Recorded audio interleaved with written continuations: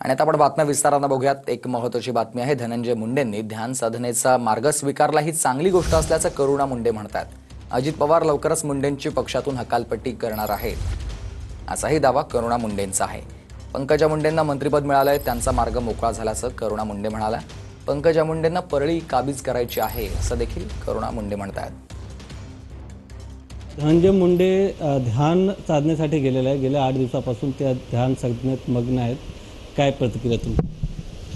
चांगली गोष्ट आहे। अगोदर त्यांनी ध्यान साधनाचा मार्ग शोधलेला आहे, क्योंकि सगळ्यांना माहिती आहे आता त्यांच्या मंत्रिपद गेलेलं आहे, आमदारकीसुद्धा जाणार आहे आणि अजितदादांनी हे वक्तव्य केलेलं आहे की गुंड लोकांची हकालपट्टी राष्ट्रवादीमध्ये पण सुरू झालेली आहे।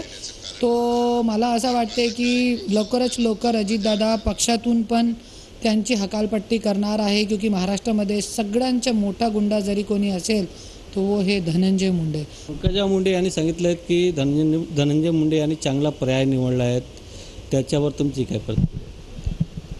पंकजा मुंडे ताईला तो आता मंत्रिपद भेटलं आहे आणि त्यांना आज धनंजय मुंडेची काय गरज राहिली नाही, त्याच्यासाठी तो असं वक्तव्य करू शकतात, क्योंकि आज त्यांचा तो काम झाला। त्यांना मंत्रिपद दिलाण्याचं जे काम आहे ते धनंजय मुंडेंनी केलेलं आहे, तो त्यांचं काम झालेलं आहे। आता तो त्यांचा जे मार्ग आहे ते मोकळा झाला ना, त्यांना परली काबीज करायचा आहे।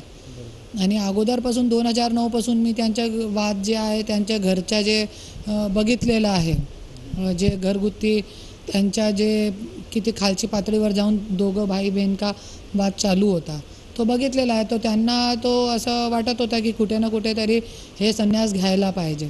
कॅमेरामॅन गणेश मोरेसह गोविंद ठाकूर, TV9 मराठी।